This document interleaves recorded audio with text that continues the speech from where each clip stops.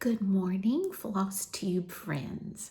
It is Saturday morning, April 18th, on a stormy, windy, rainy day here in Texas. We even have an unexpected cold front. Instead of temperatures in the 80s, it's now in the low 50s. So definitely a day to be inside and hopefully stitching. But I had to come back. I think it's been a little over a month and share with you my two finishes and one project that's going to be a focus for a finish.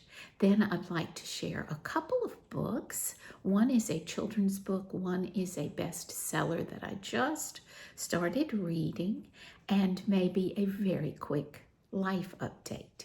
What I also want to share will be my plans for Mania coming up soon, and that should be it for today. So welcome. If you're new, my name is Sharon. I am the Nana to 12 wonderful grandchildren, hence the name Magnolia Nana. We are originally from the state of Mississippi, so of course Magnolia, which does happen to be one of my favorite flowers. If you are new, a special welcome to all my old friends who have been with me since the beginning. It's good to be back. Please let me know how you are and what's going on with your stitching or any other life updates you care to share in the comments. I love reading and interacting with everyone. So let's start with the first finish, which is actually not cross stitch, it is needlepoint, and this is a heart-shaped ornament for our son and his wife, who are both graduates of Southern Methodist University in Dallas, Texas. They gifted me a very generous gift card for Christmas at a needlepoint store in Dallas. And of course, I had to go shopping. So the obvious choice for my first canvas was this SMU ornament.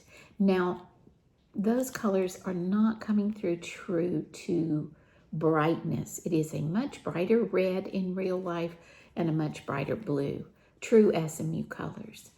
I will take this back to the needle workshop for one of their finishers to hopefully finish it into a heart-shaped ornament for them. And it's exciting. I enjoyed the process. I'm surprised at how much I enjoyed it.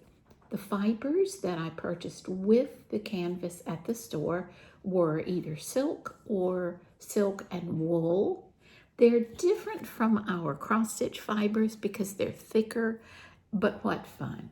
I'm learning a little bit about a new craft, and you've seen some of my other needlepoint pieces that I hope to get back to, but this one is finished. Yay! So much fun.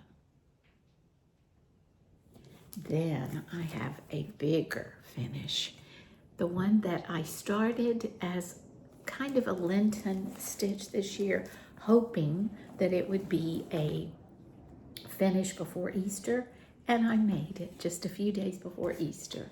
This is Teresa Kogut. Sorry for that glare. I've got every light on in the house trying to give you some color, true to color. Treasury of Compassion.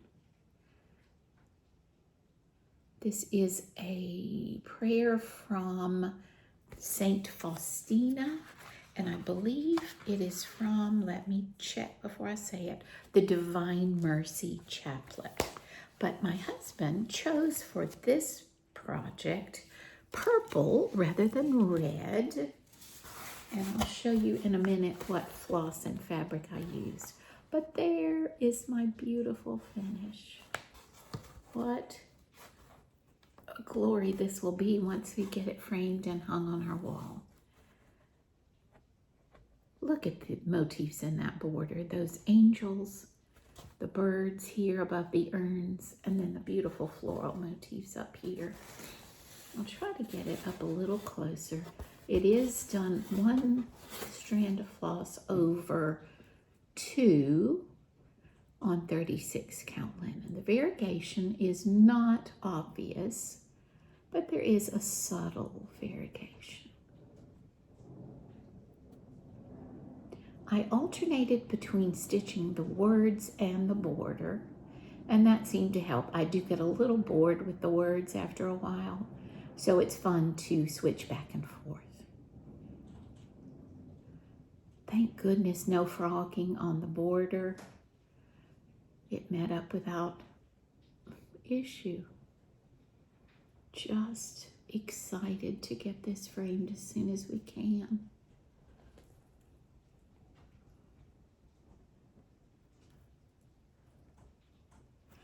The fabric is 36 count cream/ivory Edinburgh linen.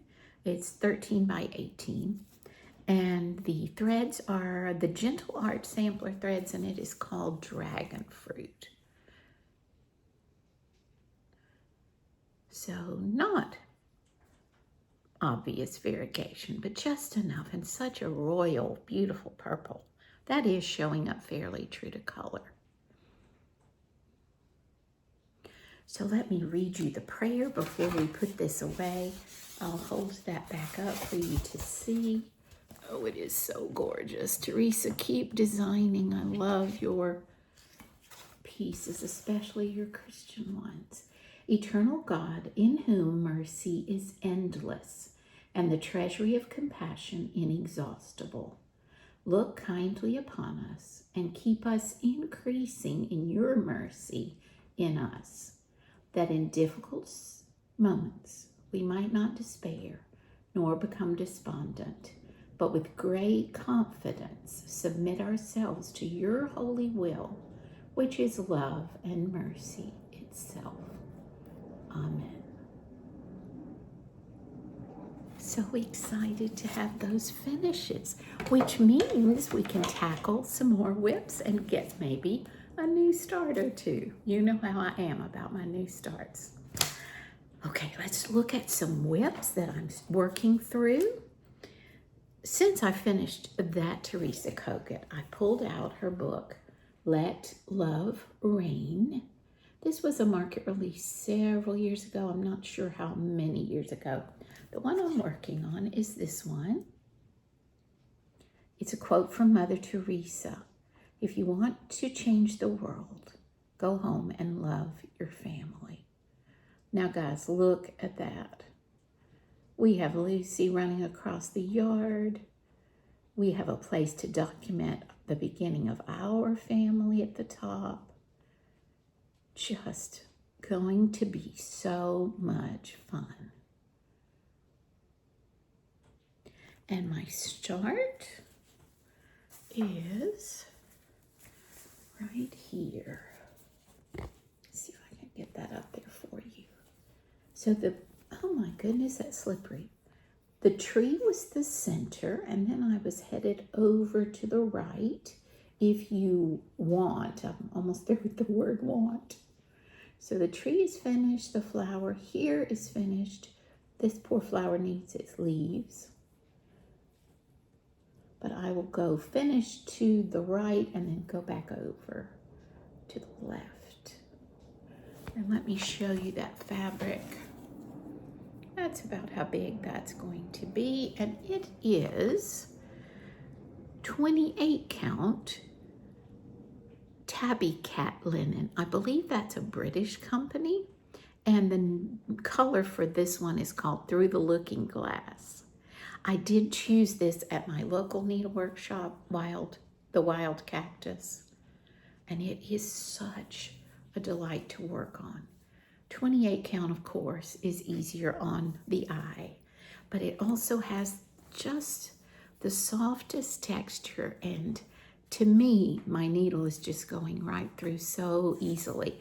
I'm tempted to go back to her shop and see if there's any of it left so that I can buy more of this particular fabric. Just loving it. So Teresa Kogut, love your family. Oh, I should show you those flosses. Let's see. All DMC, and I decided to be on trend and made some floss drops. I just got these cards at Hobby Lobby and just labeled them. They're not going to hold up forever because they are just cardstock, but I did have fun with that. Let's see if we can get colors there. Unfortunately, I cut some of them shorter. I was confused as to which way to fold the floss before putting it on, but it'll be okay. We're not going to stress about it. Where's my blue? There's my blue. Well, guys, you're not going to be able to see. Yeah, that's pretty true. So a lot of earth tones, but also the blues and greens. And a little bit of peach, of course. So fun. I'm enjoying that one already. Fabric and design. Okay, this is one I've had going for a long time. I don't even remember when I started this, but it is one of my favorite stash items that is now in the WIP pile. It is by Moira Blackburn, and it is called Keep Me Sampler. Very, very precious. So I decided I would just get going on this one. I can't even remember if I've shown you my start. It's not small. It's going to be square, 247 by 247. But especially, well, I lean toward Moira Blackburn's samplers. They are so lovely. And then I love this one because of the scripture verse that will be on it. It says, "Keep me as the apple of thine eye. Hide me under the shadow of your wings." And then a place to put the stitcher's name and date. So if I can get my board back, excuse me, I will put it on there for you. It is really pretty. Now it's just the opposite. It's on 36 count.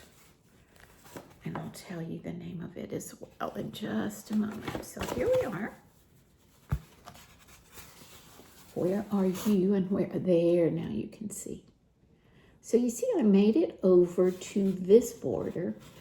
Stopped here. There's a lot going to go on here.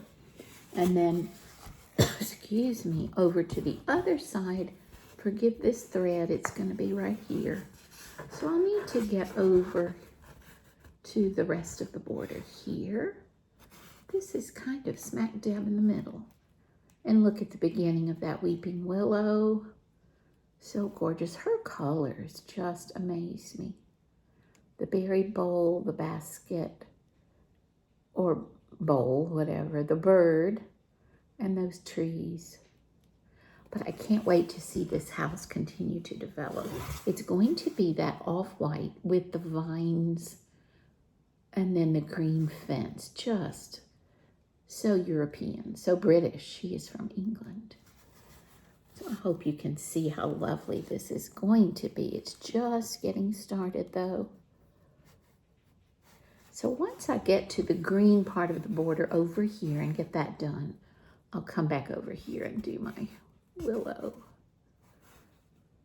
It just felt good to go back up here and finish that whole row before I went down here. So that's the goal. 36 count. What is it?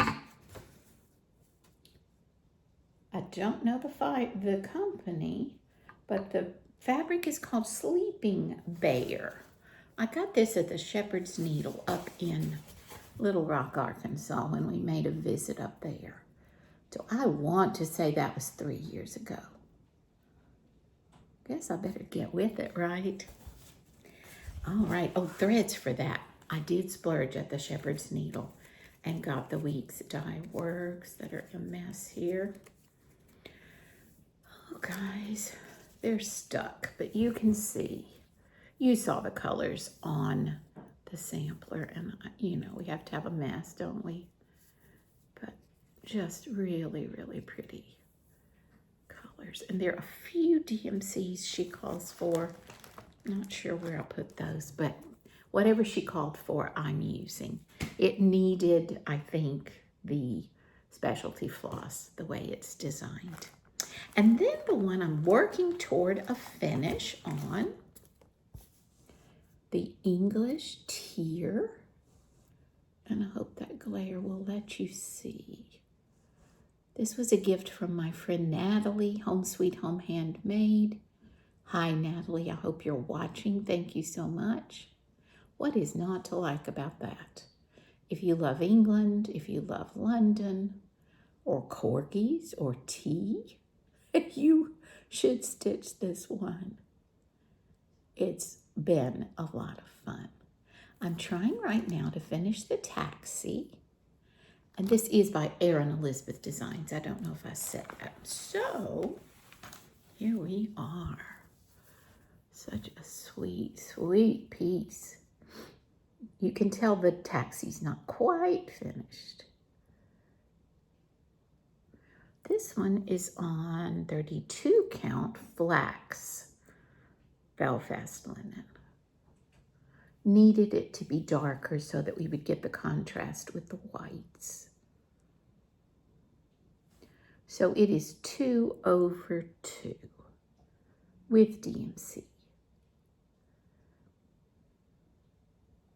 I really like this fabric as well. So what I think I'll do next, if I finish the taxi today, hopefully, is to go down from the taxi and work on the double-decker bus and big band, of course, and then scoot over and do the crown and the teacup and the teapot. I do think this is doable if I work toward a finish. For me, the slowest part is the white stitching. I'm using B5200, but I do get frustrated with white stitching. It never looks the way I want it to. Okay, let's talk about Maynia. I am copying almost 100% Barbara. Now let me think. Mrs. Faraway _stitches. Her name is Barbara. She lives in Bavaria. And Barbara, everything you said just sounded like what I should do. The only lazy choice I'm making is, instead of making a wonderful board the way you have done and used in the past, I'm just using the May calendar in my planner. And when I see you again, I'm going to have each day with a project, and I'm going to work on WIPS. I think I will try to put in here 28 or 29 WIPS, and that will leave me room for 2 or 3 new starts. And if I happen to get a finish on a day and I have more stitching time, then I might pull in a new start. Hopefully the next time I see you, within the next 2 weeks, I will have my projects on the calendar and I'll pull them out and show you what I'm working on. And I hope I'll be motivated to come at least after the first 2 weeks of May to show you progress, and then later in May. But thank you, Barbara. And she has attributed the idea to Handwork Maniac, Brenda, and they're calling it Have Fun in May, or Fun in May, something like that, which I just love. I, of all people, need to work on my WIPS, so this will be perfect. Now, if there are days that I don't get to stitch, and this happens, I'll figure out what to do. Maybe those projects can be bumped into June. I'm trying to be creative here. You all know that I do not plan my stitching. I do not like to have it within a structured, rule-following hobby, because that just takes all the joy away.